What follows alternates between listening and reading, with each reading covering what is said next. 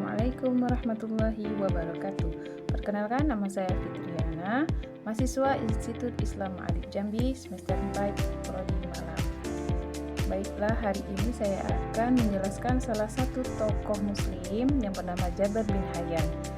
Hari ini saya akan membahas tentang biodata beliau, biografi beliau dan karya-karya beliau. Baik, kita memasuki ke biografi beliau. Adalah Jabir bin Hayyan, juga dikenal sebagai Geber dunia barat, adalah seorang ilmuwan muslim yang hidup pada abad ke-8 Masehi. Ia lahir sekitar tahun 721 Masehi di Tus, Persia, sekarang di Iran, dan meninggal sekitar tahun 819 Masehi.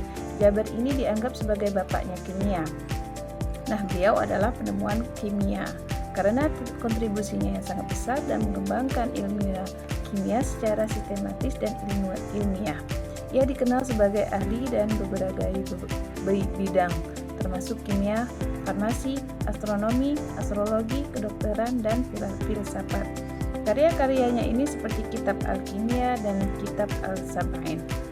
Saat berpengaruhnya di dunia Islam dan juga Eropa pada abad pertengahan, ia adalah seorang pertama yang memisahkan ilmu kimia dari alkimia dengan pendekatan eksperimen laboratorium. Nah, Jabir bin Hayyan ini juga dikenal karena penemuan dan penggunaan berbagai zat kimia seperti asam nitrat, asam sulfat, dan teknik kristilisasi serta sublimasi. Ia merupakan murid dari Imam Ja'far As-Siddiq dan berkontribusi besar dalam meletakkan dasar-dasar ilmu kimia modern. Sekarang kita memasuki ke karya-karya beliau. 1. Kitab Al-Kimia, buku kimia. Dalam buku ini, Jabir membahas sebagai konsep kimia dasar seperti teori, unsur sifat-sifat zat, dan proses kimia seperti sublimasi, destilasi, dan kristilisasi. Buku ini diterjemahkan ke dalam bahasa Latin pada abad pertengahan dan sangat mempengaruhi kimia di Eropa.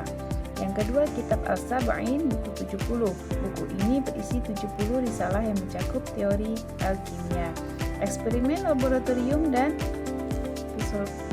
filosofi kimia. Ia mencoba menjelaskan bagaimana logam dasar dapat diubah menjadi logam mulia, seperti emas, konsep dalam alkimia. Yang ketiga, kitab Al-Zuhra, fokus pada pembuatan parfum dan zat aromatik. Ia mencerminkan ketertarikan Jabir pada aplikasi kimia dalam kehidupan sehari-hari dan juga dianggap sebagai salah satu cikal bakal ilmu kimia ke depan. Memasuki teori dan pemikiran beliau, ia mengembangkan teori bahwa semua logam terdiri dari 4 unsur: api, udara, air, tanah, dan 2 kualitas dasar: panas, dingin, kering, basah. Ia percaya bahwa logam bisa diubah melalui proses kimia. Konsep ini menjadi dasar alkimia selama berabad-abad. Karya beliau ini juga pengaruh di Barat. Karyanya diterjemahkan ke dalam bahasa Latin pada abad pertengahan dan sangat memengaruhi perkembangan ilmu kimia di Eropa. Tokoh-tokoh seperti Roger Bacon dan Albertus Magnus merujuk pada karyanya. Jabir bin Hayyan ini diperkirakan wafat sekitar tahun 815 Masehi di kota Kufah. Saat itu merupakan bagian dan kekhalifahan Abbasiyah.